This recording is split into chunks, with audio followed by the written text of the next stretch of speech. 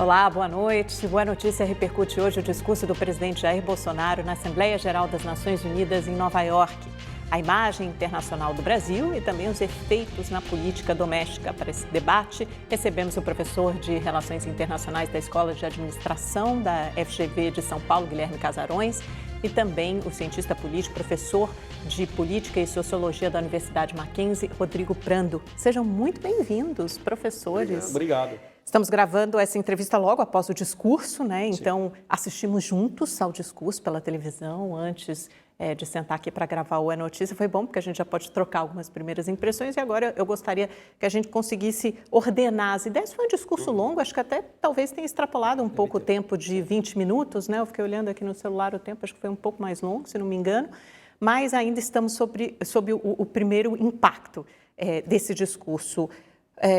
Guilherme, gostaria de começar com você. Quais foram as suas impressões? Como você resumiria, qualificaria o discurso do presidente Bolsonaro na ONU? Lembrando que eu acho que pela primeira vez em muito tempo um discurso de um presidente brasileiro chamou muita atenção, né? Normalmente tem essa tradição do presidente brasileiro abrir o discurso na ONU, mas normalmente é um discurso que não ganha tanto a atenção da plateia internacional, mas dessa vez já tinha tudo para ser diferente por causa da crise da Amazônia. Amanda, obrigado pelo convite. Esse discurso foi a cara do Bolsonaro, né? A gente não tinha muita expectativa diferente sobre o que ele diria, como ele diria, se ele adotasse o estilo dele confrontacionista que ele adota em qualquer abordagem política, seja na política internacional, seja na política doméstica. Então, do ponto de vista da estética do discurso, do que ele disse, não houve muita diferença daquilo que a gente já ouvia do Bolsonaro desde a campanha ou desde a sua atuação como deputado federal. O que chama atenção é que o discurso da ONU ele tem uma propriedade e uma dinâmica muito específicas. Se a gente pega a tradição da abertura brasileira do debate da ONU, essa tradição vem desde 1948. O Brasil abre as sessões anuais do debate geral, da Assembleia Geral, desde a década de 40. Esse foi tido até como um prêmio de consolação para o Brasil, que queria estar no Conselho de Segurança da ONU, acabou não ganhando esse espaço, e o espaço que lhe foi dado foi esse, de abrir os discursos e de ter, nessa possibilidade de abertura, a capacidade de pautar uma determinada pauta internacional, uma agenda internacional para aquele ano do debate das Nações Unidas. Então, o Brasil sempre usou muito cautelosamente esse discurso para mostrar como é que o Brasil via o mundo, como é que a agenda internacional era descrita e pensada pelo Brasil e o que o Brasil poderia fazer para contribuir para essa pauta global. E se a gente pega os presidentes da República, o primeiro presidente a participar do debate da ONU foi o Figueiredo em 82, então não era exatamente uma tradição até a década de 80. A gente pode dizer que, fora o Figueiredo, é uma tradição tipicamente da nova república, que tem a ver com um fenômeno que a gente, em relações internacionais, chama de diplomacia presidencial, que tem a ver com essa sociedade hiperconectada, com um momento em que o presidente está muito em evidência e que ele usa também a pauta internacional para poder se projetar domesticamente. Então, o Sarney participou de alguns discursos da Assembleia Geral, o Collor participou, até o Collor fez questão de ir em todos, menos o do ano do impeachment, que foi... O impeachment do Collor foi aberto, aliás, 3 ou 4 dias depois do discurso da Assembleia Geral, então ele não pôde participar. O Fernando Henrique foi a 1, o Itamar não foi. O Fernando Henrique foi a 1, o Lula foi a 2 ou 3, a Dilma foi em todos e o Temer foi em todos. Então, na realidade, isso veio se construindo ao longo dos últimos anos. E o presidente, claro, num palanque como o da ONU, ele fala tanto para dentro quanto para fora. É um discurso que tem uma serventia dupla. Para dentro, o discurso coube direitinho naquilo que o Bolsonaro já fala para dentro. Isso era a minha dúvida, né? Para quem ele estava endereçando, para que tipo de plateia ele estava endereçando o discurso dele? Sim, me parece claro que o público interno que apreciou o discurso do Bolsonaro é o público que já aprecia as tiradas do Bolsonaro nas redes sociais ou as falas do Bolsonaro, enfim, para a imprensa. O senhor está dizendo que era o quê? Um discurso para as redes sociais, basicamente? Para os apoiadores, o núcleo duro do bolsonarismo? Me chamou muito a atenção, Amanda, o fato de que o Eduardo Bolsonaro, deputado federal, e a Michele Bolsonaro, esposa do presidente, estavam gravando, inclusive a moça indígena, esqueci o nome dela, que estava também junto com eles. Izani, eu acho. Izani Calapalo. Todos estavam gravando. Então, é um discurso que ele foi feito para virar clipes curtos e ser distribuído Perfeito, pelo WhatsApp. concordo. Quer dizer, essa é a dinâmica, aliás, do governo Bolsonaro. Eu costumo brincar que é a zapicracia. No limite é isso, ele está gravando pequenos trechos ali de tiradas, de pequenas alfinetadas, de microagressões, mas que vão repercutir muito nas redes sociais e principalmente dentre os apoiadores do Bolsonaro. Então o discurso ele tem essa função, como aliás grande parte da abordagem do presidente com relação à imprensa tem também essa função. Para fora, eu acho que foi importante também que o Bolsonaro deixou muito claro que ele não é um presidente hipócrita. E se tem alguma qualidade no Bolsonaro, acho que é essa. Ele, desde a campanha, fala rigorosamente o que ele vai fazer e cumpre em larga medida o que ele vai fazer. Eu, pessoalmente, não acho que toda promessa de campanha tem que ser cumprida, por uma razão óbvia, né? A gente está em dinâmicas muito diferentes de candidatura e de governo. Mas, ainda assim, o Bolsonaro ele toma isso como uma virtude, de poder continuar afirmando tudo aquilo em que ele acredita, claro, com um estilo tipicamente confrontacionista, e isso para fora é importante porque agora não há dúvida, não resta nenhuma dúvida para o público internacional de que o Bolsonaro é exatamente aquilo que ele é para dentro. Então, há uma função simbólica importante, é que ele queria mostrar um novo Brasil, ele deixou muito claro para os seus interlocutores internacionais que a gente está diante, de fato, de um novo Brasil. Eu acho que, né, Rodrigo Prano, professor, quando a gente imagina um discurso para fora, principalmente numa tribuna como a ONU, que talvez seja um discurso mais polido, mais moderado, com algum verniz. Normalmente é isso que as lideranças fazem, principalmente quando elas estão endereçando o público à plateia internacional, porque isso não está restrito, obviamente, apenas aos seus interesses internos e faz parte da dinâmica ou do interesse de qualquer presidente querer vender o país da melhor forma possível.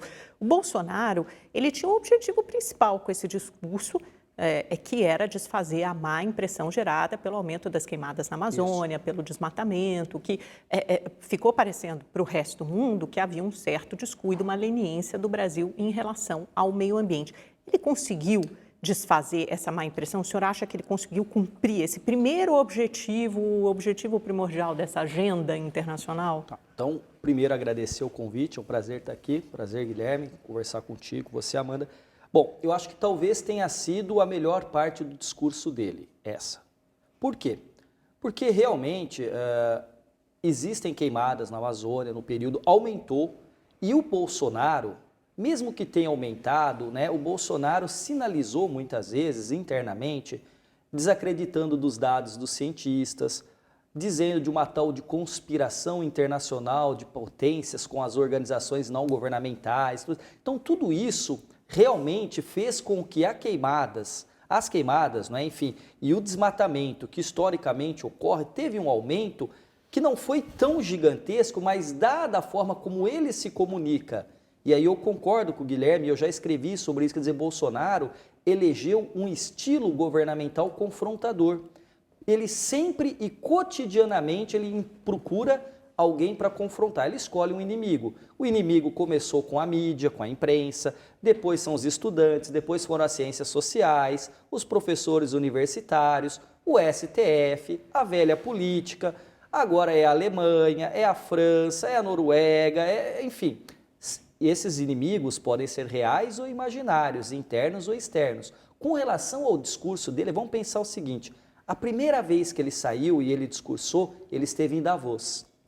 E as pessoas se decepcionaram, porque ele tinha um tempo que era menor para ocupar e ele nem os minutos que ele tinha à disposição ele ocupou. Então, ele estava estreando, ele estava debutando. Esse discurso de hoje, ele foi um discurso que, inclusive, por saber que ele passou por cirurgia não faz muito, ele conseguiu discursar bem. Não é? E aí, dentro desse discurso, que aí tem inúmeros aspectos que a gente vai depois tratar, mas eu acho que o ponto que ele tentou firmar é o seguinte, olha, houve um exagero naquilo que foi noticiado da Amazônia. Ele chamou de mídia sensacionalista, isso, mas aí, né? Ele poderia ter parado nisso. Olha, houve um exagero, não aconteceu, a gente está trabalhando, mas aí o que acontece? Ele aproveita o ensejo para atacar. E atacou a mídia, disse que essa mídia é uma mídia sensacionalista, que é uma mentira. Não, não é uma mentira. Houve queimada, houve aumento. O que ele poderia... Veja só, tem sempre na questão do discurso político duas dimensões que são complementares. A forma é como você apresenta e o conteúdo é o que tem dentro do discurso que você vai apresentar. Então, muitas vezes, até o conteúdo pode ser bom ou ser bem direcionado, mas a forma como ele coloca pelo seu estilo confrontador, e aí eu também concordo com o Guilherme, ele não mentiu. desde candidato até agora, não há estelionato eleitoral em relação a como ele se comporta. Mas isso também é um problema, porque a dinâmica eleitoral é uma coisa e governar é outra. Quando você governa, você tem que dialogar mais. E me parece que, em síntese, o discurso dele na ONU foi um discurso que foi menos para o campo das relações comerciais, econômicas, foi menos para o campo da diplomacia presidencial, e aí nós temos dois craques da diplomacia presidencial, o Fernando Henrique e o próprio Lula. Então perceba que a diplomacia presidencial não depende, por exemplo, do Fernando Henrique, que fala 5 idiomas, que deu aula em vários países no mundo. O Lula fala português e era um craque no discurso político. O Bolsonaro não teve este elemento diplomático. Então eu diria, foi um discurso muito mais assentado numa visão ideológica disso que pode se chamar de novo Brasil ou do Brasil sob a égide do bolsonarismo, só que ele foi um discurso menos diplomático no sentido de apaziguar e acalmar os ânimos e também um discurso que tendeu muito pouco a falar da questão da liberdade econômica, da possibilidade de investimentos, ele tangenciou. Eu acho que o núcleo duro, se a gente depois fazer uma análise de conteúdo do discurso, a palavra ideologia, socialismo, Cuba, Venezuela vai aparecer muito. E isso está no primeiro discurso dele na posse presidencial. E isso às vezes que me chama a atenção, no sentido que se ele estava lá para desfazer uma má impressão, para atrair os investidores e para atrair os países ou fundos ou colaborações para a Amazônia, a minha pergunta é se ele conseguiu desfazer essa má impressão e deixar claro que o Brasil realmente se preocupa e está cuidando do meio ambiente. Porque ele falou, o Brasil tem uma tradição, preserva não sei quantos por cento do seu território e tal, mas isso veio antes dele. Será que ficou claro para a plateia internacional, para o resto do mundo, que o Brasil vai continuar fazendo todo esse esforço? Ele apresentou, porque não me parece que ele apresentou números, olha, houve... Aliás, ontem esses números vieram, né? O ministro da Defesa, Fernando Azevedo e Silva, apresentou números concretos de quantos veículos foram apreendidos, o número de queimadas, como isso vem diminuindo, porque houve uma reação, embora tardia, do governo, mas uma reação efetiva das queimadas criminosas, do desmatamento criminoso na Amazônia. Eu não sei se isso ficou claro para a plateia internacional, ou então se ficou só um discurso muito pontuado e regado por pautas ideológicas. Eu acho que não só não ficou claro para o público internacional, como a intenção do Bolsonaro, no limite, dentro dessa chave ideológica muito forte que marca o bolsonarismo, a impressão que eu tenho é que o Bolsonaro ele quis reafirmar que a posição dele é aquela de defesa da soberania incondicional, de confrontação, ninguém vai tomar a Amazônia tem um solo riquíssimo. E eu decido o que fazer dentro de casa, né? A soberania foi muito pontuada ao longo do discurso. E não iremos nos dobrar a interesses de ambientalistas radicais, de organismos não governamentais. Ele já chegou a dizer, e vejam, nessa época de tempo, de tudo em tempo real, as pessoas sabem o que o Bolsonaro diz, mesmo quando é uma abordagem de um jornalista no quebra-queixo, no Alvorada. Quer dizer, as pessoas, chega às pessoas essa informação.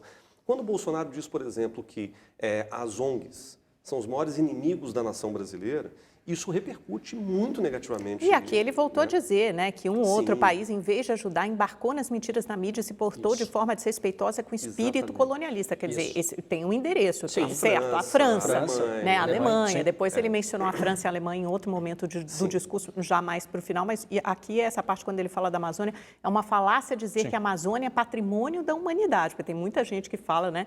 E um equívoco, como atestam os cientistas, afirmar que a nossa floresta é o pulmão do mundo, que essa foi uma afirmação feita equivocadamente também pelo presidente francês Emmanuel Macron, mas assim, ele endereça, ele continua peitando os seus oponentes, né? Agora, acho que a grande questão, Amanda, é que a gente está diante de um fenômeno que eu acho que iria além do bolsonarismo, é o bolsolavismo. Quando a gente pensa, e os apoiadores adoram quando a gente fala do Olavo, falam que a gente está dando palanque, mas olha, é o fato. A digital está ali. Olavo de Carvalho e toda a construção ideológica do Olavo de Carvalho está presente no seio da decisão da política externa do governo. Porque a gente tem o assessor internacional da presidência, que é o Felipe Martins, aluno do Olavo de Carvalho, interlocutor direto do Olavo. Eduardo Bolsonaro, ex-aluno do Olavo de Carvalho, que também transmite uma mensagem olavista, né, como presidente da Comissão de Relações Exteriores. E o Ernesto Araújo, que mantém aberto um blog um blog pessoal chamado Contra o Globalismo, né? Metapolítica 17. Era um blog para fazer campanha para o Bolsonaro. Que ele cita no final do discurso, Sim. aliás, né, o globalismo, dizendo que ali é uma reunião de nações, mas que isso não significa a perda de soberania das nações, que isso tem que ser respeitado. Difusos. É muito delicada essa narrativa, porque quando a gente fala em globalismo, do ponto de vista conceitual, aliás, é um conceito que não existe academicamente nas relações internacionais. Nas relações internacionais a gente fala muito de globalização, a gente fala de dimensões distintas da globalização, mas globalismo, da maneira como está sendo usado politicamente, é um conceito que surge na década de 80 para 90 nos Estados Unidos e que tem uma profunda conotação antissemita, tem uma profunda conotação conspiracionista. É a ideia de que existe uma força invisível, em geral judaica, que controla o mundo, que controla os bancos, controla a imprensa e etc. E que não se distingue muito dos protocolos dos sábios de Sião, do final do século XIX. Uma coisa meio maçônica, né? Meio maçônica e nazista. Quer dizer, aqui eu não quero fazer nenhuma comparação nesses termos, o que eu quero dizer é que a retórica de que existe uma força invisível governando o mundo, impondo pautas que vão ferir a soberania nacional e que vão contra os interesses da sociedade, é uma retórica que tem uma origem política no século XIX e que vai ressurgir em vários momentos da história, muitas vezes levando a medidas extremas do tipo, olha, quem for de acordo com essa pauta, ele tem que ser eliminado da sociedade, ele tem que ser empurrado para fora do centro da decisão. E isso opera, muitas vezes, numa lógica de seita. Né? Seita é aquilo que você concorda ou de maneira incondicional ou você vai ser empurrado para fora da seita. Isso encontra algum eco no pensamento conservador americano? Porque agora eu estou lembrando que o Ernesto Araújo também participou e fez um discurso na semana passada na American Heritage Foundation, né? Que é o think tank do conservadorismo, pensamento conservador americano, mas tenho a impressão, não conheço muito bem, não conheço a fundo, queria até te perguntar, Guilherme, parece um pensamento conservador muito mais sofisticado, né? Existem vários conservadorismos e existe um conservadorismo, eu diria, muito mais bem articulado do ponto de vista filosófico. E existe um conservadorismo meio pedestre. Eu acho que o que o Bolsonaro está fazendo é banalizando o pensamento conservador e caminhando para uma seara que eu diria que não é nem conservadora, ela é reacionária. A referência, muitas vezes, que o Bolsonaro usa, e ele menos, eu vou ser muito sincero, ele não tem essa sofisticação do discurso que o Ernesto Araújo, por exemplo, tem, ou que o Felipe Martins tem. Mas as referências que eles usam, em geral, para embasar essa retórica, é uma referência dos Cavaleiros Templários, é uma referência medieval. Eu posso chamar aqui, livremente, de fundamentalismo católico. É curioso porque a gente muitas vezes acha que a base ideológica do Bolsonaro é uma base evangélica, neopentecostal, mas eu diria que não é disso que se trata. O olavismo, de maneira mais específica, como fenômeno político-intelectual, ele está muito ligado a uma ideia de que o Brasil deve resgatar a sua origem mais fundamental, que não é racial, então não é supremacismo branco, por exemplo, como a gente vê nos Estados Unidos. Porque isso existe muito nos Estados Unidos, não faz muito parte da história nem da cultura brasileira. Mas existe um certo supremacismo cristão, sobretudo católico, nessa retórica. Veja o número de vezes a que ele se refere a Deus, e eu não vejo problema nenhum mas em não se falar católico, de Deus. Só cristão, né? Porque a base principal é evangélica. Eleitoral, sim, mas intelectual, ela tem essa dimensão Entendi. católica muito forte. E, de novo, a referência é o que a gente chama de Deus Vult, né? Que eles voltam e meio a um grito, é um cântico medieval cruzado. Eles fazem referência a templários, eles fazem referência a cavaleiros das cruzadas. Então, existe aqui um resgate que é reacionário porque ele é pré-moderno, ele é anti-iluminista. Na verdade, tudo aquilo que aconteceu desde o iluminismo perverteu a sociedade, perverteu a cultura, subverteu a família, a nação e etc. Então, a gente tem que resgatar um tipo de tripé de Deus, família e nação que seja anterior que também estava ao nesse iluminismo. discurso, né? Porque ele faz referência à família, as nossas crianças estão sendo, de alguma forma, pervertidas. Agora, numa semana em que uma menina morre com um tiro nas costas pela polícia do Rio de Janeiro, falar a inocência das crianças e remeter a kit gay ou coisa do gênero, soa muito estranho para a gente que está acompanhando essa tragédia que está o Brasil, né? E que não é uma tragédia que começa com o Bolsonaro, mas é uma tragédia que o Bolsonaro tem buscado capitalizar, eu diria, da forma muito equivocada, que é uma forma profundamente ideológica, como você comentou. Agora, professor Rodrigo, um outro eixo do discurso que eu gostaria de explorar, de debater com vocês, até foi a frase de abertura, ele fala o seguinte: apresenta aos senhores um novo Brasil que ressurge depois de estar à beira do socialismo. Um Brasil que está sendo reconstruído a partir dos anseios e dos ideais de seu povo, e aí faz referências a Cuba, ao Mais Médicos, à Venezuela, ao Foro de São Paulo como uma organização criminosa, e apresenta o socialismo como uma verdadeira ameaça, né, das últimas 2 décadas, como se esse fantasma estivesse pairando sobre o Brasil, estivesse rondando, ameaçando a nação. Existe isso? O Brasil esteve à beira do socialismo, flertou com o socialismo em algum momento pós-redemocratização? Bom, então vamos lá.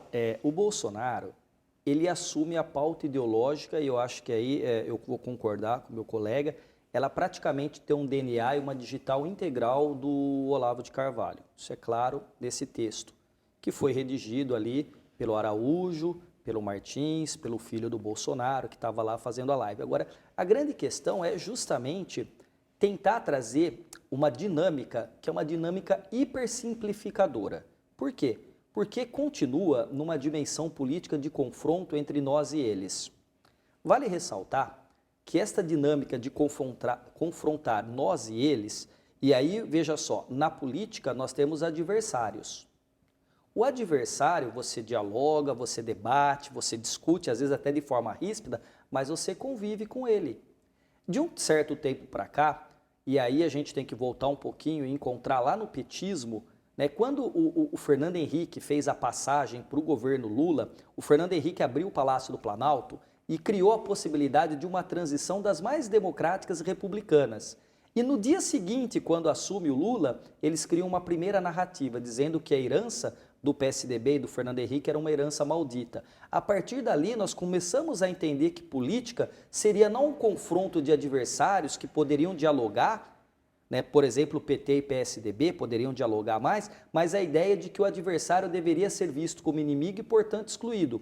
Então, o que eu quero dizer... Mas eu acho que isso foi ganhando um peso muito maior, né? Porque, assim, embora o Lula e o Fernando Henrique houvesse esse confronto, obviamente, no discurso político, eles se respeitavam quando se encontravam, né? Eu lembro claramente, por exemplo, do Lula no velório, da dona Ruth Cardoso, depois do Fernando Henrique, quando a dona Marisa morreu. Então, quer dizer, havia um respeito mútuo, embora o discurso político... Mas o que eu quero dizer é que esse discurso foi ganhando forma, e aí o que acontece? Essa água fez rodar o moinho do bolsonarismo e do olavismo. E agora, o que acontece? Ele chega para a gente como algo que é a discussão que é a seguinte: os outros, portanto, os adversários que foram convertidos em inimigos são ideológicos. Tudo o que vem deles é mentiroso e é ideológico. E isso tem que ser combatido. A minha visão é a correta, portanto, é a que deve permanecer, porque eu estou dentro da verdade. Eu, na verdade, sou a verdade. Pode parecer até um pleonasmo, mas, na verdade, eu sou a verdade. Então, você usa muito este termo. E aí, o que acontece quando você vai falar? Bom, pera um pouquinho, o Brasil flertou com o socialismo? Houve, obviamente, todos conhecem a história do Brasil, a luta armada. Um grupo de jovens saíram, né, e perderam suas vidas, foram torturados e buscaram confrontar. Ao passo que um grupo de pessoas buscou, dentro dos mecanismos do regime militar, tentar a reconstrução da democracia de uma outra forma. Então, o Brasil não esteve do lado do socialismo, por exemplo, como houve em Cuba.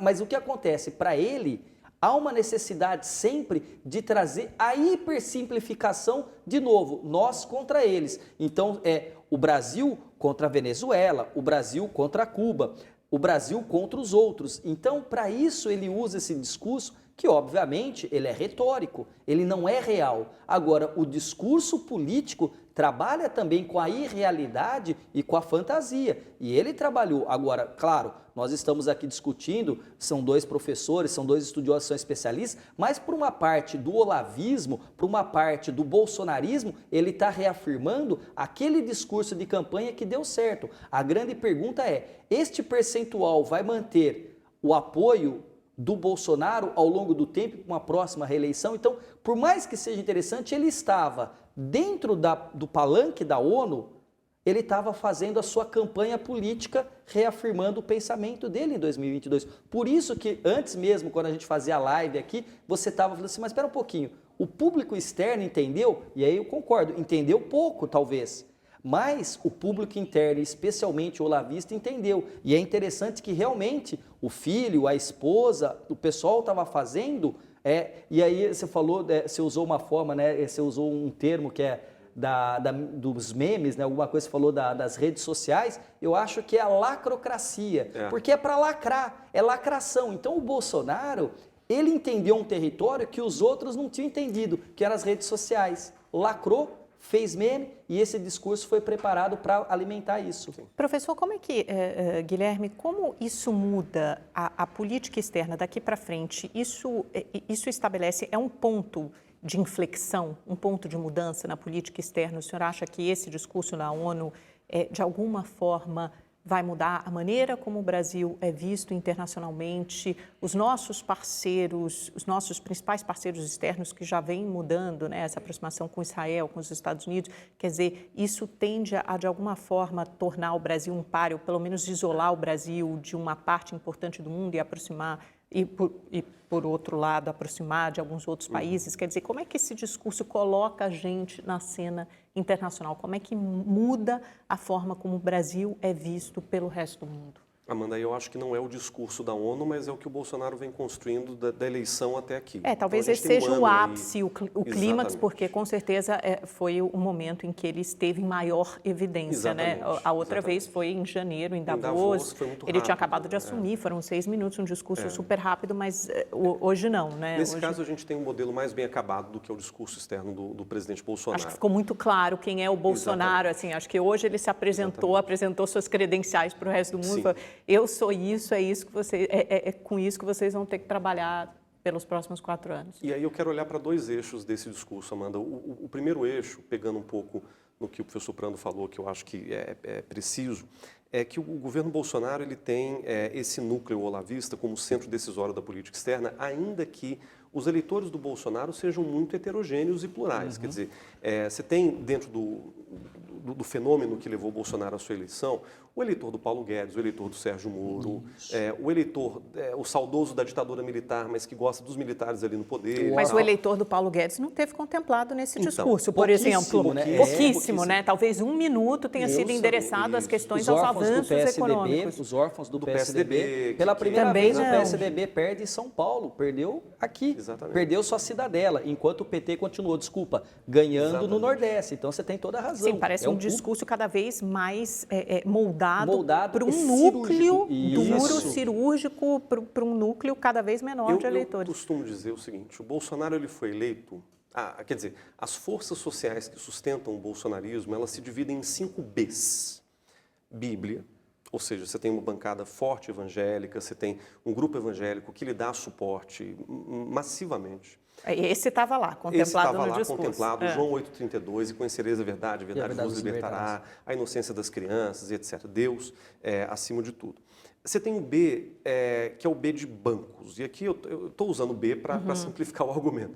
E aí eu estou pensando em toda a macroeconomia liberal, Paulo Guedes e toda a matriz reformista, que não foi contemplada de maneira específica no discurso, né? É interessante porque o lado econômico do discurso ficou muito menor do que o lado ideológico olavista ou o lado, vamos dizer, mais religioso. É interessante porque é justamente onde estão os maiores resultados, ou pelo menos os resultados mais concretos, né? Com a aprovação da reforma da Previdência, reforma de liberdade econômica, reforma tributária. Ele mencionou que pode colocar isso em risco, inclusive, porque ficou em risco. Exatamente. Depois, se algum país lá vetar, não é?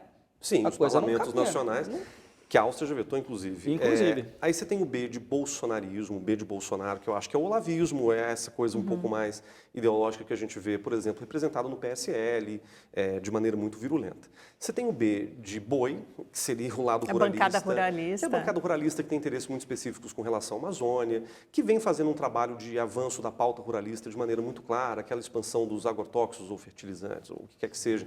A Tereza Cristina vem fazendo um trabalho diligente, eu diria, dentro desse campo, e muito associada com o Ricardo Salles, que no limite é um ministro ruralista no meio ambiente, né? Acho que tem um pouco essa característica.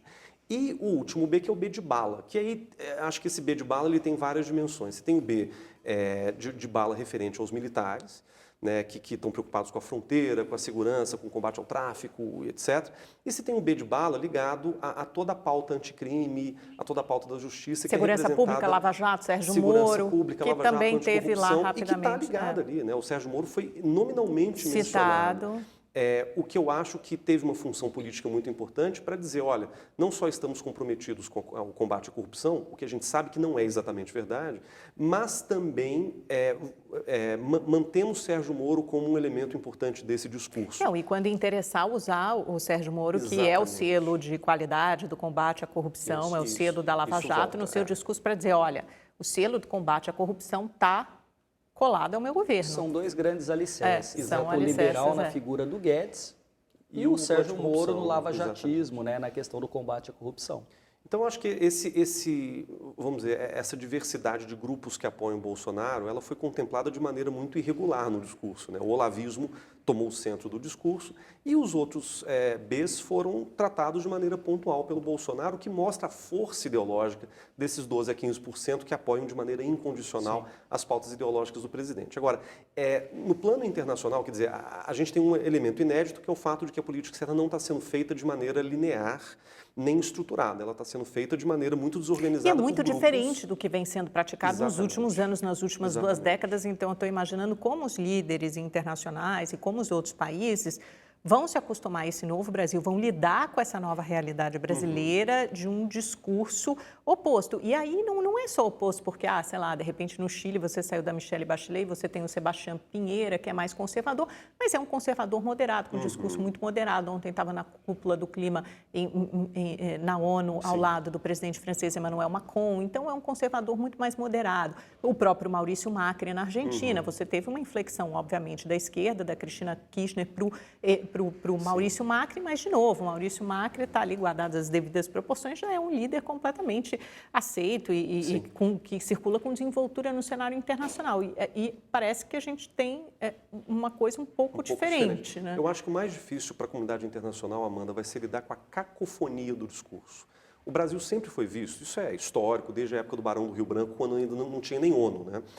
O Brasil sempre foi visto como um país de tradições diplomáticas, de princípios diplomáticos, um país que respeitava o multilateralismo e tinha uma certa linearidade no discurso. Então, independentemente de Fernando Henrique, Lula, Dilma, havia uma linha de inserção internacional brasileira que foi respeitada, inclusive na época do regime militar.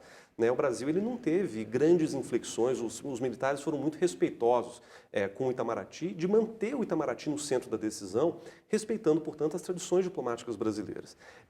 O que a gente vê hoje, dentro dessa cacofonia, muitos grupos brigando ali por ocupação de espaços e etc., é que a tradição do Itamaraty, nesse novo momento, ela foi simplesmente jogada para escanteio. E isso, inclusive, fez parte do discurso do próprio Ernesto Araújo, chanceler da República, que muitos celebraram quando foi nomeado, porque, afinal de contas, tratava-se de um diplomata de carreira e, portanto, não ia fazer nenhum tipo de guinada exótica da política externa brasileira, mas o que a gente viu foi exatamente o contrário. Mas nunca ocupou nenhuma embaixada importante, tinha acabado de ser promovido ao posto mais alto da carreira. Por intensidade no que o Guilherme está falando, tem uma questão aí, porque a dimensão política internacional passa por um elemento necessário que são as instituições. Sim. E a instituição Itamaraty, ela sofreu um revés.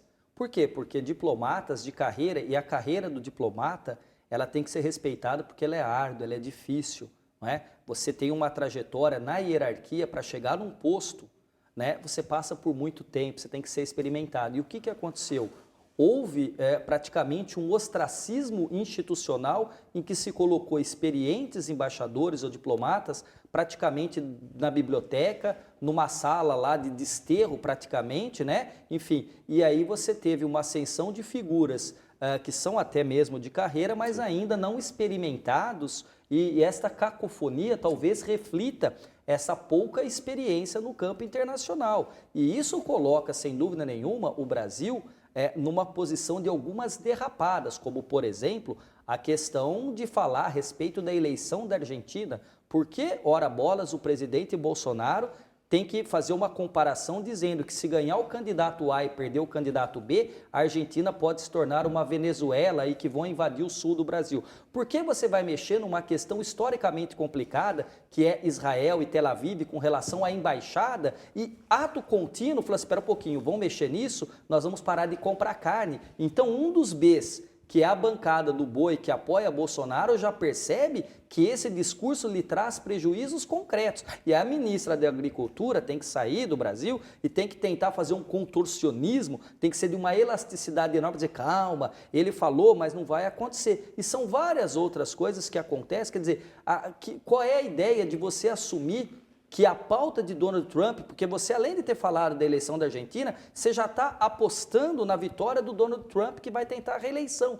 Então é algo que realmente, e tem toda a razão, que é um especialista que está falando, o Guilherme, que é estranho à tradição diplomática brasileira. E isso está muito ligado a esse voluntarismo do presidente, mas não é só o voluntarismo, ele é alimentado por essa ala mais juvenil da diplomacia, menos experimentada, que dá a ele esse respaldo teórico, de certa maneira, mas menos teórico e muito mais ideológico. Agora, vou te dizer uma coisa. Vamos lá, eu acho que os diplomatas mais jovens estão também desesperados. Porque sim. muita gente ingressou na carreira diplomática num momento ali do governo Lula em que havia uma promessa de Brasil potência emergente. Tem toda a razão. A juventude aqui é, na verdade, desses Ernesto, que estão no poder, né? Não dos que foram... E que eu diria que o olavismo no Itamaraty é super minoritário.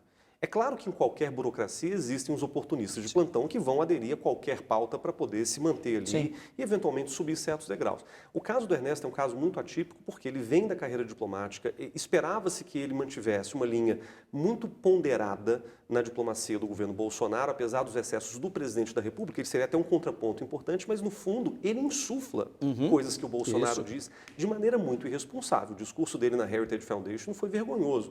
As abordagens dele sobre a política externa, muitas vezes, para quem estuda, são constrangedoras. E ele fala assim, esses autoproclamados especialistas, o que nos atinge, porque a gente está há anos aí estudando é um desprezo à ciência, e ele faz essas referências muito negativas.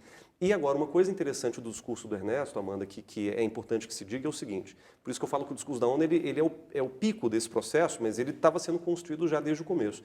O Ernesto Araújo, desde que ele foi nomeado, ele vinha batendo na tecla de que o novo Brasil teria que romper com as tradições diplomáticas brasileiras. O novo Brasil não poderia comportar esse peso do Itamaraty, aquilo que o Felipe Martins volta e meia nas redes sociais chama de deep state, né, do Estado profundo brasileiro, que não vai deixar o Bolsonaro fazer a sua revolução conservadora ou a sua revolução popular. Eu acho que isso é muito falacioso. Então isso marca a ruptura. O que você está dizendo é que esse discurso marca essa ruptura com tal deep state e com a tradição diplomática brasileira.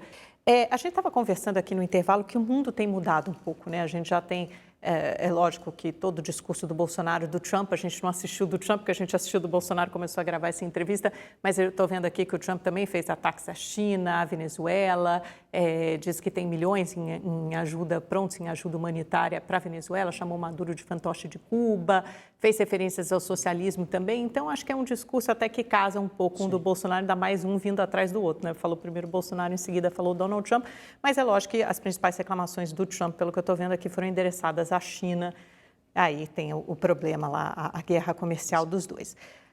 Agora, como é que isso tudo cabe nesse contexto, nessa ordem mundial, né? Tanto a ascensão desse conservadorismo, que vocês chamam, o Guilherme chamou até de reacionarismo, em certos pontos, e aí agora a inflexão que a gente vê também com as mudanças no Reino Unido, a autoridade, algumas decisões do Boris Johnson vêm sendo contestadas, né? A Suprema Corte acabou de derrubar as férias lá forçadas de 5 semanas do parlamento inglês.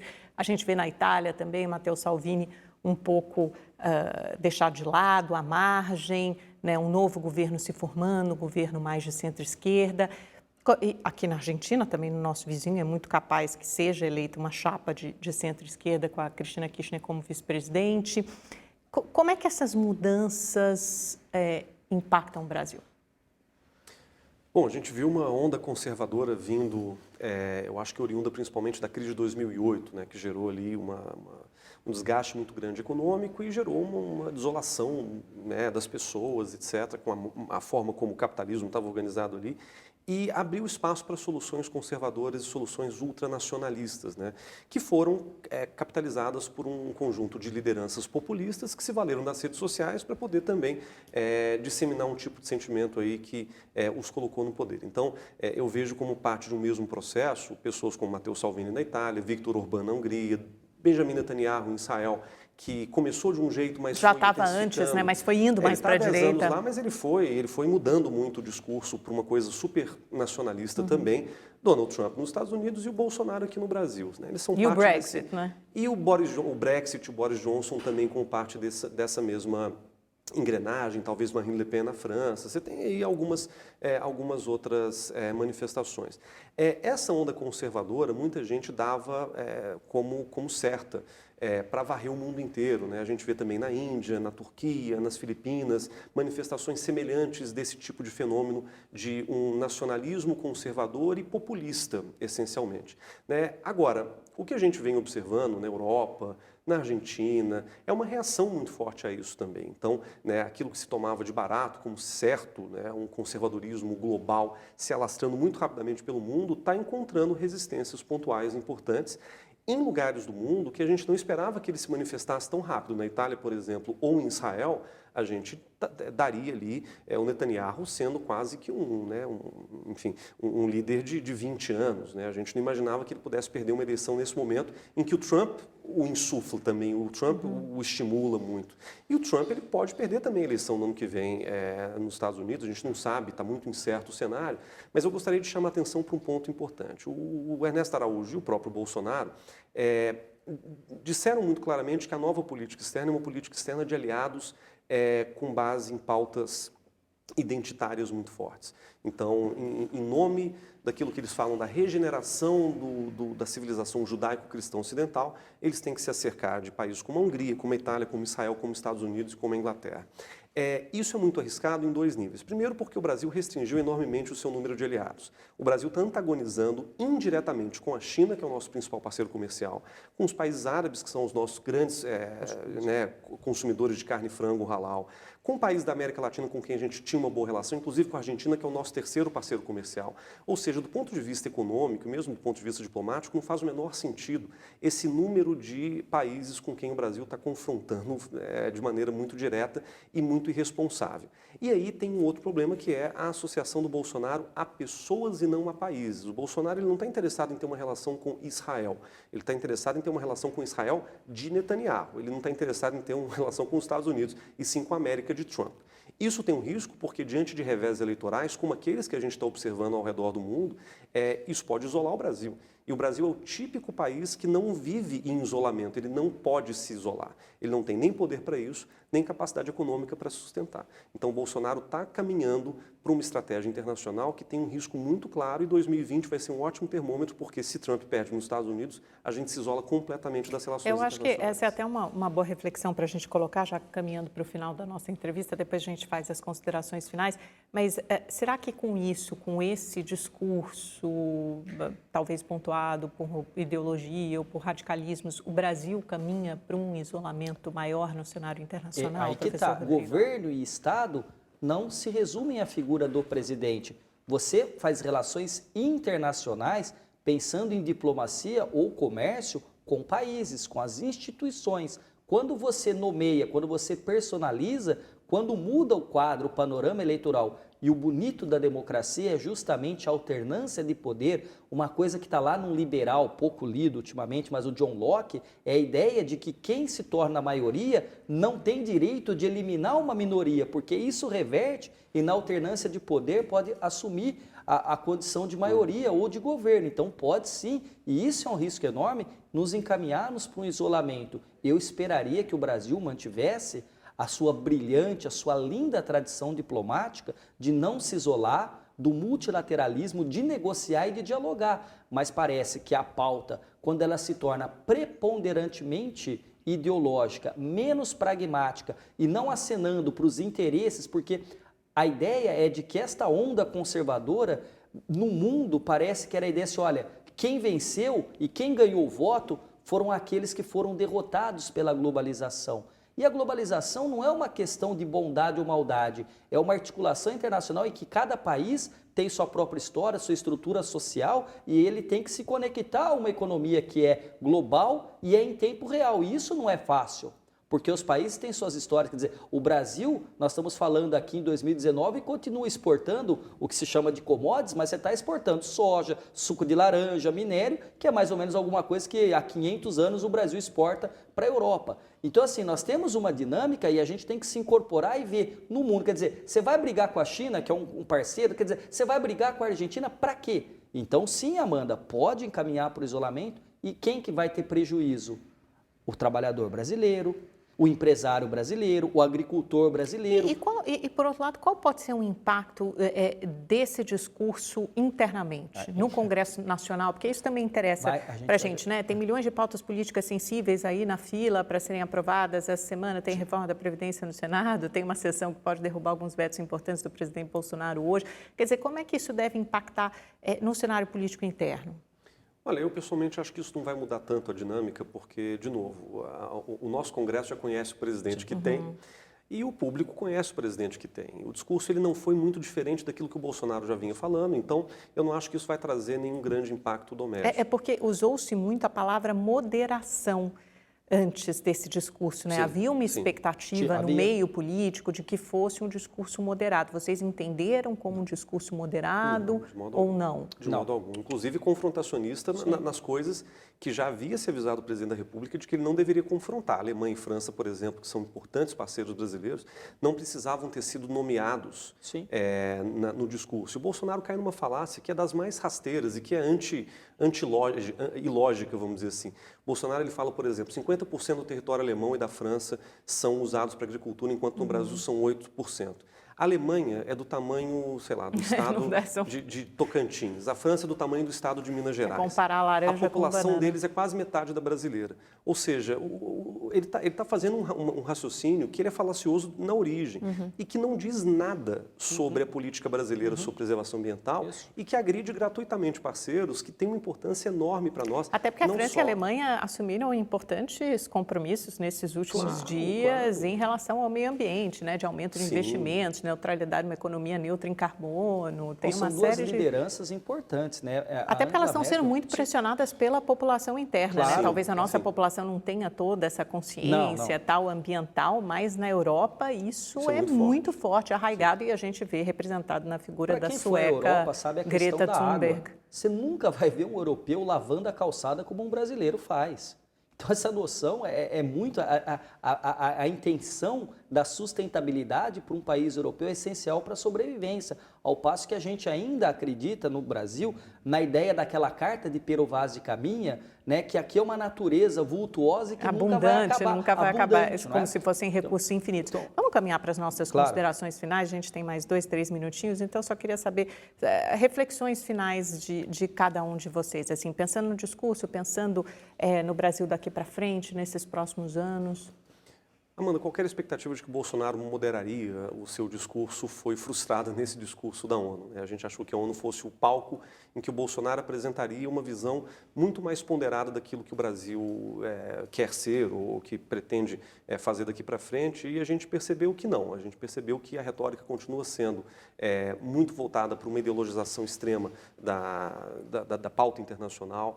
Falar em socialismo, agredir parceiros, não é só agredir os inimigos, não, a Venezuela ou Cuba, que o Bolsonaro tomou como inimigos, não chamou nem para posse, mas é agredir parceiros importantes brasileiros. Isso coloca um risco enorme dentro daquela cacofonia que a gente comentou, principalmente na área econômica, né? A gente começa a perceber que parceiros econômicos fundamentais, tendo sofrido agressões do governo brasileiro, podem frustrar iniciativas ambiciosas do Brasil, como o acordo Mercosul-União Europeia. Então, essas questões são muito complicadas. O Bolsonaro poderia ter moderado o discurso, ele optou por não fazê-lo. Apareceu muito na imprensa essa influência que o Steve Bannon, né, que foi assessor de campanha do Trump, e o próprio trumpismo como fenômeno, tiveram uma influência grande no discurso, e a gente confirmou essa impressão no discurso do Bolsonaro. Rodrigo, rapidamente. O discurso foi preponderantemente ideológico e temas que seriam importantes e sensíveis naquela arena que é da ONU, como as questões econômicas, comerciais, internacionais, e uma diplomacia que fosse um discurso para amainar o sentimento de revolta com o Brasil, né? Porque assim os especialistas são praticamente unânimes em dizer é o pior momento da visibilidade do Brasil internacionalmente. Então assim, se esperaria que ele moderasse. Ele não moderou, mas não moderando, ele manteve-se fiel à sua linha de conduta, que é governar elegendo inimigos, confrontando, sejam inimigos reais ou irreais, internos ou externos. Muito obrigada, foi ótimo participar desse debate com vocês, voltem sempre. Obrigado. Agradeço. Obrigada a você também pela sua companhia, pela sua audiência. A gente se encontra na próxima terça-feira. Uma boa noite, até lá, tchau, tchau.